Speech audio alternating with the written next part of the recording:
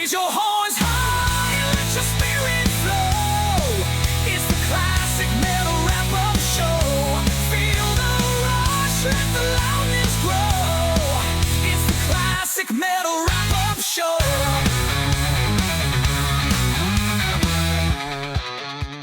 Yeah, I mean, I've seen Queensryche more times than any other band. I mean, of the big bands, like thinking about it, like just going through, like how many times have I seen whatever, you go through like Metallica and Megadeth, and like this one 2 times, 3 or 5 times, whatever. And, like Queensryche is like a lot more than everybody else, and I've seen all the different versions of Queensryche with different lineups, and yeah, I mean, I don't think that anybody was disappointed. You know what I mean?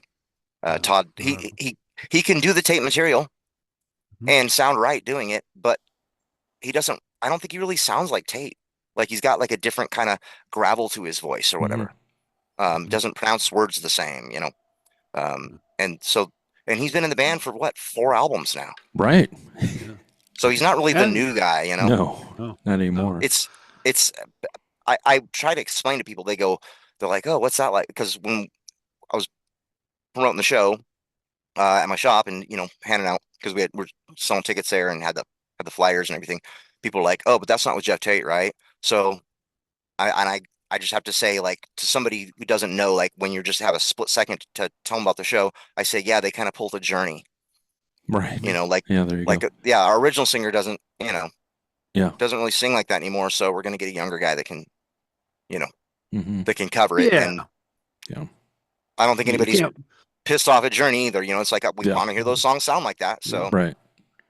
Yeah, and you can't blame the layperson. We all have Mindcrime and Empire etched into our heads by EMI so much in the videos and stuff that you just picture Jeff Tate's face when you think of Queensryche. I mean, it just kind of goes there. So, but after seeing it, I totally convinced. I was like, yeah, there's no. If I was Eddie and Whip, I would not look back. I would just go forward. Even the song they played off Digital Noise Alliance was really fucking good, and so I just don't see any, now I'm going to go give Tate the benefit of the doubt, and I've seen Tate, with Queensryche, like I said, 3 or 4 times back in the day, and so it's going to be interesting. But yeah, I don't. That's one thing you think in your mind. Well, like I told Ruben, unless DeGarmo is coming off the airplane and Rockenfeld's out of changing diapers in the mental institution, there's no way that they're putting all these guys back in one room and doing it the way. That's the only way the old school people would want to go do it. So since that can't happen, just stick with Todd. Go do what you're doing because it sounds badass for sure. Yeah. Right. Yeah, they played here a few years ago with that lineup. And my band didn't open because they were playing at the fairgrounds, and for whatever reason they had a different local opener, it was fine. But I went and saw them, and I was just like, yeah, I was convinced at that point, like, okay, yeah, this guy's, he's got it. Yeah. He sounds great. How often do they slip you guys the word early, like, hey, this is who we're trying to get for next year? Do they ever tell you that, or is it just out of the blue you just get the word? Yeah, I'm privy to all of that. So basically, like when they first start looking at artists and they start putting out the offers, so I know who they're talking to, and I know what the offers are. I know what the guarantee, what their ask is, and then what Boatnik can provide, because it's a charity. They don't. Everybody that works there, it's all volunteer.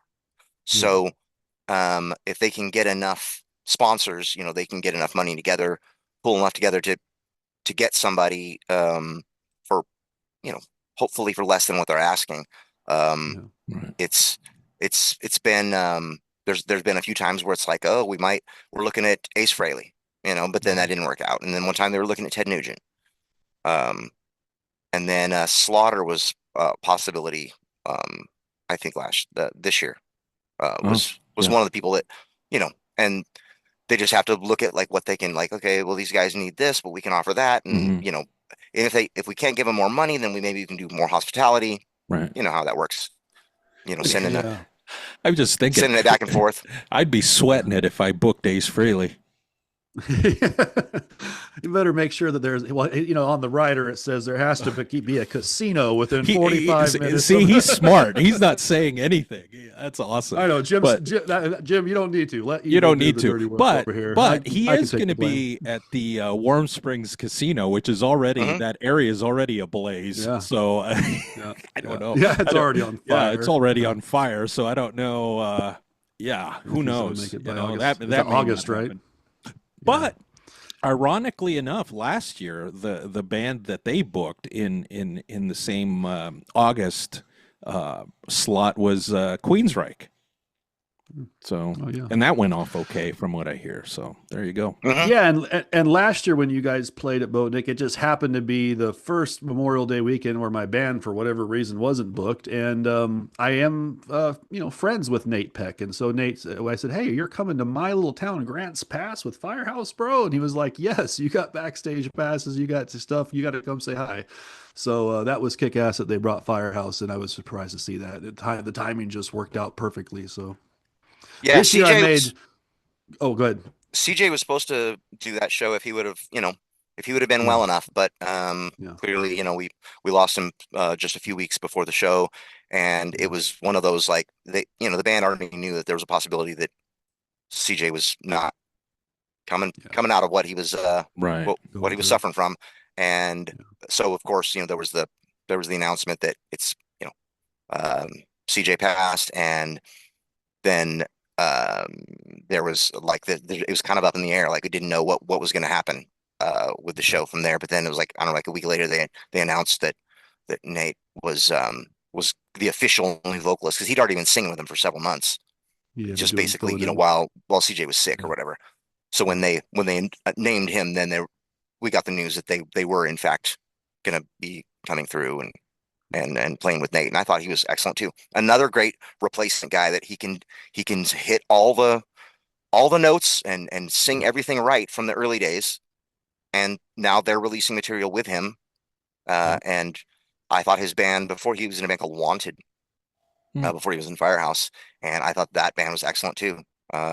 So he's a great front man, and good for him.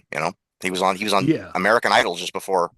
He was in Firehouse. Back then was somehow I linked on with him on the social media and just kept messaging him saying, "Dude, you're kicking ass. Just keep it up. You're going to find a spot. There'll be a band. The right opportunity is going to come your way because your voice is so fucking good. Nobody's going to be able to deny you. There's going to be a spot eventually." And sure enough, when all that was going down and he was getting in with Jack Russell and Don Doc and meeting these people, I knew something's going to happen here. He's going to find a spot where he's going to be. And he does it does all the music justice, does it with dignity for CJ, and the way they handed off the baton was classy. And that's obviously, other than like maybe AC/DC and a couple other bands, very few bands get to find the next front man and have it go that way and just not be so, dramatic. Most bands have a catastrophic failure and then the singer's out or something. So, I mean, and I would say, I'm gonna say that I believe that most people want to hear the new, like when a band gets a new singer, gets a replacement singer, they want to hear the old material sound right. There's I think very few examples of a band replacing a singer that sounded completely different. Van Hagar is what comes to mind. Yeah, where I don't like hearing. I didn't like hearing Sammy sing Dave's stuff. I watch live videos. It's like, it's just weird. It's just it's not the right voice, So most people want like, oh, we got another singer, Warren, another one that we played with those guys with Robert Mason singing, and he doesn't sing like Janie. I mean, he sings, kind of sings the same, but definitely got his own flavor in there. Twist to it, yeah. Well, so anyways, we'll see how the dates work out, but I'm secretly hoping, and I know this would probably be a high ask, but I want them to get, just for because I've never seen them live myself, I want them to get Piercy and DeMartini. Oh, that's what I was going to say. When do they book Warren and Piercy? I haven't seen Warren live, and I do want to see Warren live one time before I fall over. I just never worked out. Every time he was back with Rat, I would be playing gigs somewhere else. They'd be in my hometown. I'd come back to my hometown there across the country. I'm like, I can't ever see this guy live. And then he goes off into hiding for 8 years, so you can't see him. There's no way to see him unless you're going to SoCal and knocking on the mansion door. So, Well, I mean, we had Piercy just a few years ago, and I don't think that they would do that because a lot of people would go, "Oh, I just saw we just saw them like just a few Yeah. years ago," like, and people would go. There were people that didn't go to Queensryche because they just played here at the fairgrounds, whatever it was 6 years ago. Gotcha. Cheap people that are Yeah. like, I'm not going to spend $30 on a ticket for a band that I've already seen them. Like they only want to go Yeah. see somebody that they haven't already seen, and that's the big Especially in such a excitement, small market. Yeah. Yeah. Yeah. So I don't see that Piercy thing happening. Plus the numbers. I'll let you in on Yeah. something. Is like That's every year Tesla yeah. was big, Yeah. and all the subsequent years were pretty small, as far as attendance. Um, I think we ended up with just under 500 people at Bach, which was Uh-huh. a big deal. And then this year, with Queensryche, we sold 1,000 paper tickets, excuse me, Yeah. and then they let another 200 people in. So we played in front of 1,200 people, Yeah. so that's like triple the The size of what biggest. we're used to at Boatnick. Yeah, I definitely saw the difference. Oh yeah. Some of it I think also plays into economy and Hmm. some of that stuff you're talking about was right after post COVID, so attendance was down. Some people don't even want to go out to an outdoor venue during those years and see shows and stuff. So I it think was that it worked out well for Tesla because Tesla was the first show after kind of everything had kind of calmed down a bit. It wasn't mhm. over, but you know what I mean? It was kind of like calming down. Yeah, People were hungry for like something. I want to go see a concert. I haven't yeah, seen a concert in a year and a half. and I was telling Ruben, and this just is a small percentage, but there is this factor of, Tesla's kind of from Northern Mm. California. So a little bit of a hometown band for some of these people that are like me. I'm from Sacramento. I was raised 10 years there. So I know Tesla is like it is the hometown band, the Hmm. biggest band from Sacramento. And then to have Queensryche, which is just up the highway in the Pacific Northwest, which is technically Oregon's part of the Pacific Northwest. So that felt like, I think, to a lot of people, like a local band coming down here to do the thing for the people. And so I think that also does play a part. People, if you brought in, we'll just throw a band out there. If you brought Kicks over from Maryland, I don't know if as many people would be like, "Yeah, I know Kicks, we're coming," because Mhm. it's an East Coast Sure. band. It's just one of those things. So, I'm just glad that they do it. I'm glad they have you guys opening, and every time the event, it just seems to be a quality event. No hassles, no problems. I don't see riffraff, and that's always good. Yeah, it's awesome. And I Yeah. don't know if you might not know this, but I grew up in Sacramento. Hmm. I'm from Rancho Cordova. Okay. I'm from So Walnut Creek and West Sacramento are the two places I was. Yeah. okay, so Yeah. 1985, maybe we moved in 86. There was a local radio show it was it's like a high school radio show or something, and it was the drummer of a band called Red Rum, and he would play local band demos and announce shows, local band shows and stuff. So I was listening to at the time it was one of my favorites was a band called Sentinel Beast. They ended up being a metal blade band, female vocalist. It was Red Rum. I always heard about Critical Mass playing, and when Tesla was around at that time, when I'd see flyers, they weren't called Tesla. They were called City Kid. City Kid City with Kid two with D's. yeah with two D's. Yeah, Yeah. Yeah, like rat with two T's kind of a yeah, thing. right. So yeah, and it wasn't until much later that when they became Tesla, and when they were signed, and somebody pointed out like that's City Kid, and I'm like, oh, what? That's a Sacramento band, you know. And at the time, I mean, I'm talking early '80s, whatever. Sacramento wasn't considered Bay Area, which I hear a lot of people kind of referring to it as Bay Area now. I guess it's kind of like they kind of overlap, or they grew enough together that Mhm. people now consider Sac That's Bay Area. 100% Yeah. what has happened. There is no, all those fields that used to be in Vacaville and Vallejo and Dixon now are subtract homes, and now it's one big massive connection between the 80 from San Francisco to Sacramento, and they consider Wow. it one.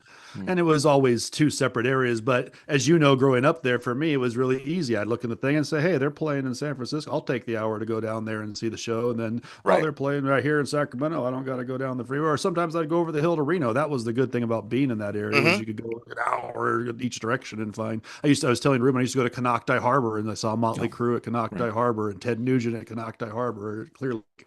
And so there was all these opportunities and venues when you lived in that area to see shows. But yeah, it Right. was definitely, one of those things where certain bands were more centralized there, so that you would get the random pop-up show or something going on that Hmm. didn't happen in other places. When Metallica pulled up the flatbed truck at Mm. Tower Records on Watt Avenue, I was out there going, yeah.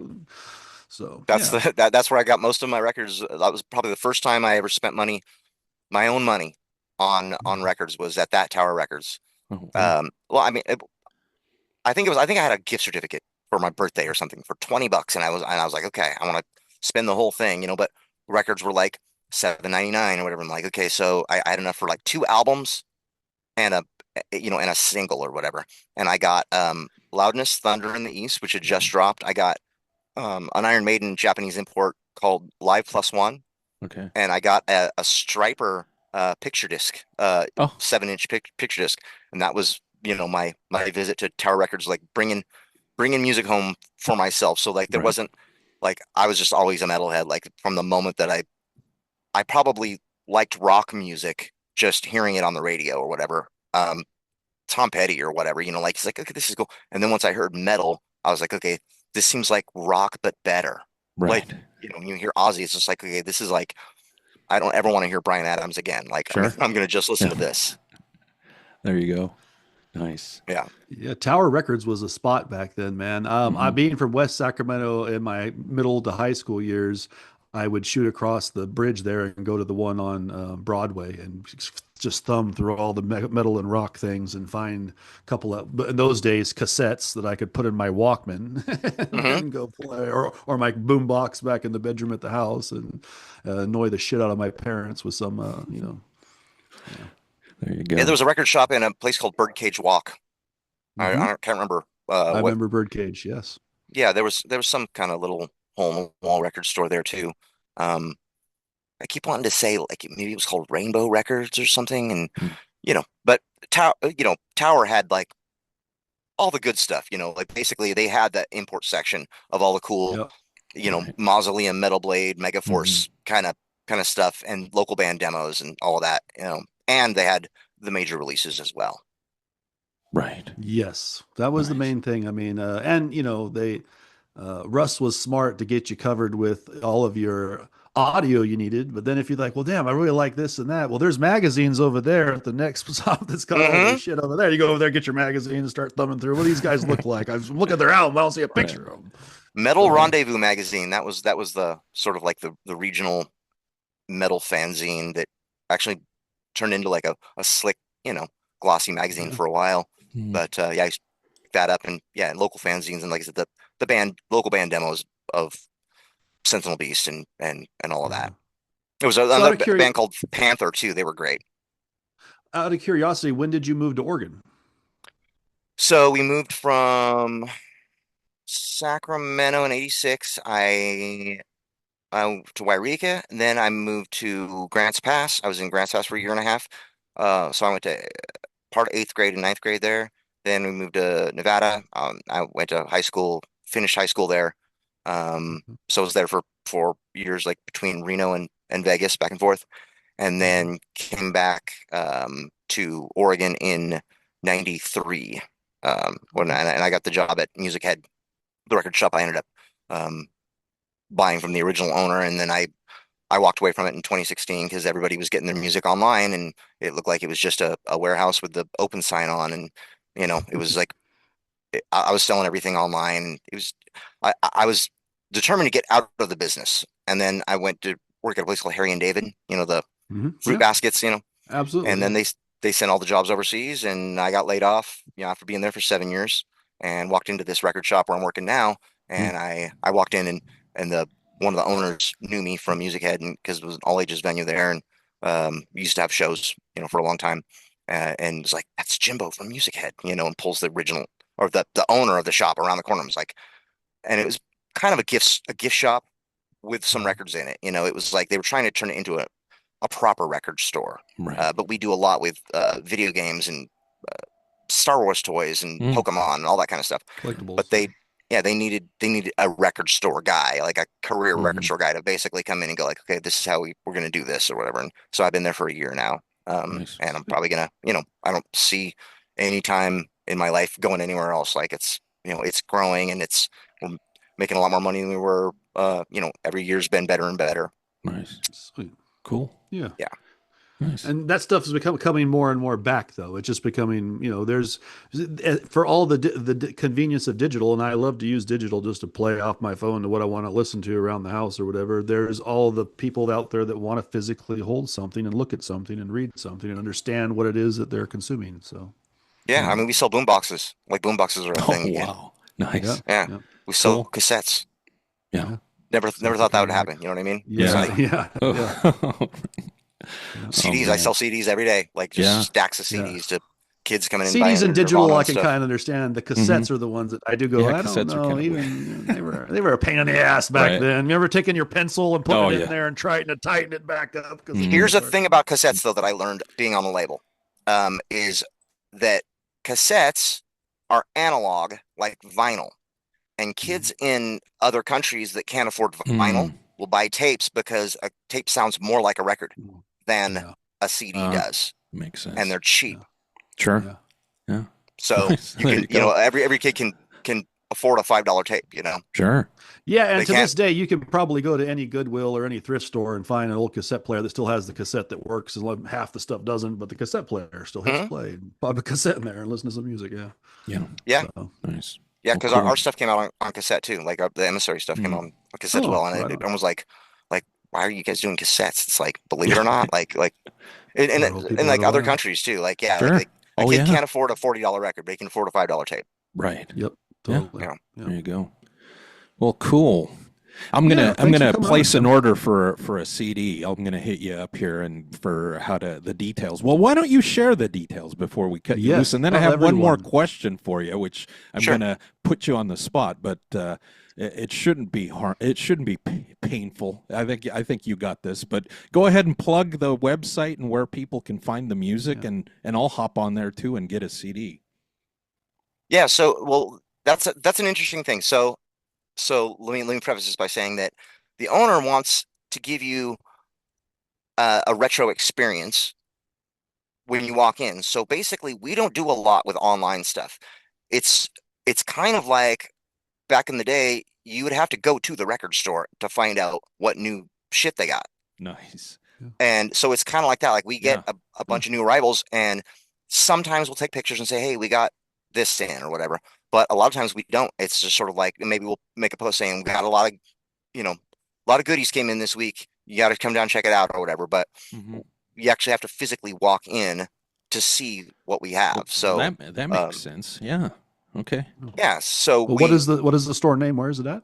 It's called the Retro Wormhole. Okay. And it's at 30 North Central in Medford, downtown Medford. So the whole place is called the Retro Wormhole, and then within the Retro Wormhole there are like kind of multiple shops. And the shop is the record shop is called Rogue Records. Rogue Records and Music. Okay. So nice. Yeah.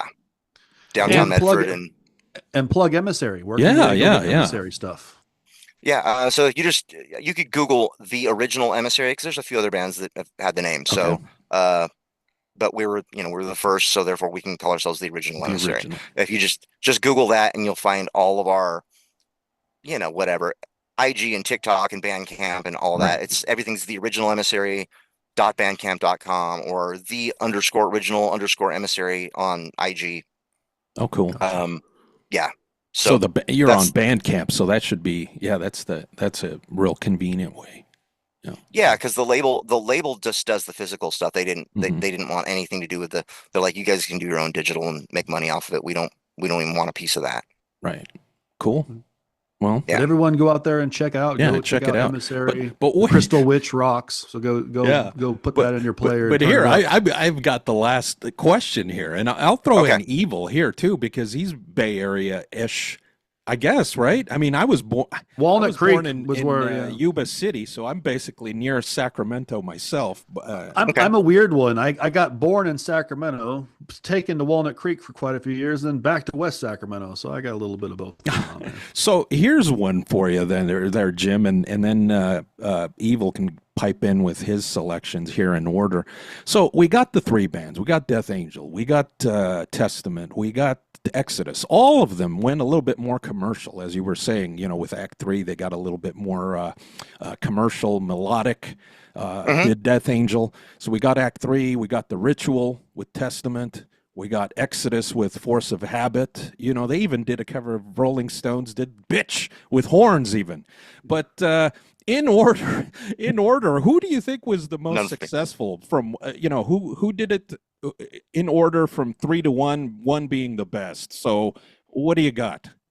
My opinion of who did it best, or who do in I think order, made the most money? Which one slots at 3, 2, and who did it best at 1? Out of those 3. So the question is, who did the melodic thrash conversion? Yeah, melodic conversion thrash. Exodus album. Is dead last. Okay. Exodus is totally dead last because of force of habit. With all due respect, man. And I think, and I'm gonna say that my favorite thrash metal record of all time is Bonded by Blood, over everything, over anything else. Mm-hmm. Like every moment of that record is perfect to me. Maybe not so much the Piranha's a little weird, but but the rest of the, it's one of the few records that I could sit here and write the lyrics to every single song, accurately. Like I know every word, every moment on that record. Like there's very few records I can say that about, like maybe Shout at the Devil and a couple others or whatever. But so for all the greatness that Exodus has brought, I think that them doing the melodic thing was just what does the weakest point in their career. That I don't like Force of Habit. I don't like anything about Force of Habit. I had a Force of Habit shirt for years, which is really tough to get because it has the weird artwork on it or whatever. Yeah, I sold that thing for a lot of money. Oh yeah, for sure. Because it's just it's a tough thing to get. Yeah. So out of the other two, I think that I'll probably Death Angel at the top, and Testament not that far behind him, because The Ritual. I mean, on The Ritual, what is it? Electric Crown? Yes. Yep. Yeah, that's the best tune on the record. Yeah. I would say that that's definitely just as good as Seemingly Endless Time or Stop or whatever. But I like the ballady stuff that Death Angel was doing as well. I mean, when those Organization records came out, I like some of that stuff as well. Right. Yeah. Well. But do you have a opinion on these, Evil? He says Exodus. I'm completely in agreement. Exodus is dead last. That's not something I'm ever going to go back and revisit. I'm going to go Death Angel second, and I'm going to go Testament as my number 1. But that's only because, in my opinion, Chuck Billy can really do no wrong. He's honestly probably my top 2 or 3 thrash metal front singers ever of all time. I just love everything about Chuck Billy. Can growl, sing, this, that, whatever style you need in a metal band, Chuck Billy can bring it and do it. So I had the Legacy, the demo tape. But I had the cassette, with Zetro on it, huh?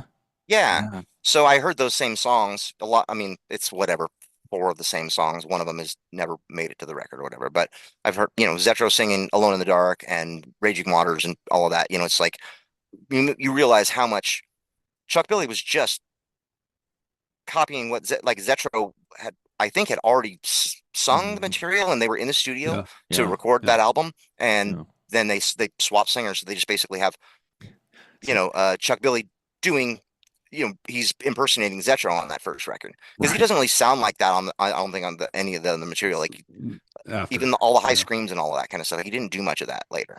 Right. Well, him and Zetro are like this. That's why. Yeah. Him and Zetro are like best friends.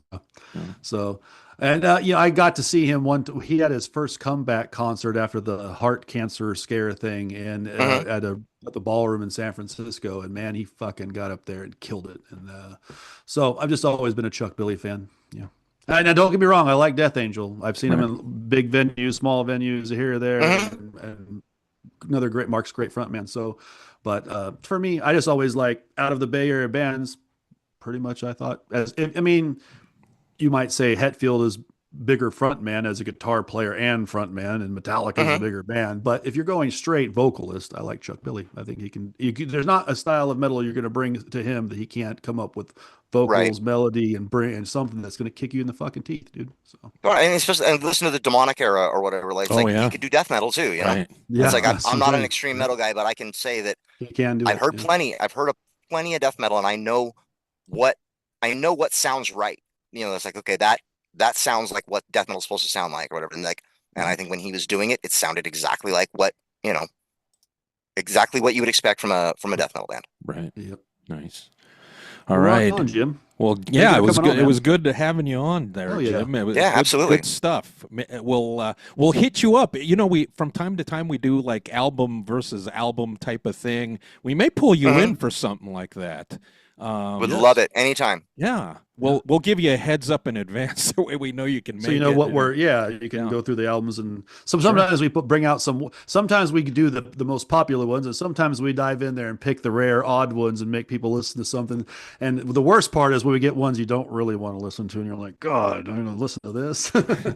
Sure. So no, I mean, it's like, and I love that too. I love exposing people to the deep tracks or whatever. Like before there was what's the Pandora? Before there was Pandora, I was like, that was basically my job was, these are your two favorite bands? Let me show you a thing that you don't know about that has all the same things that you already like, and turn people on to something that's like, oh, you're a big Anthrax fan? Check out, this band Machinery or whatever, and you like this? Oh, and people like, and I always have people come in like 2 weeks later going, dude, you knew exactly what I like. That I love that band now. Like, you know what I mean? Just showing people something like Forbidden or something that they wouldn't already know about. And then suddenly they've got a new favorite band or whatever. I love doing that. Nice. Well, cool. Right on, man. All right. Well, thank you for coming on, Jim. Yeah. Thanks so much, Jim. Dude, thanks for having me. This has been a lot of fun. Yes. Yeah. We'll chat. We'll chat some more. We will do it again. We'll be in touch. Yeah. Cool, man. Thank you. Thanks, guys. Raise your horns high.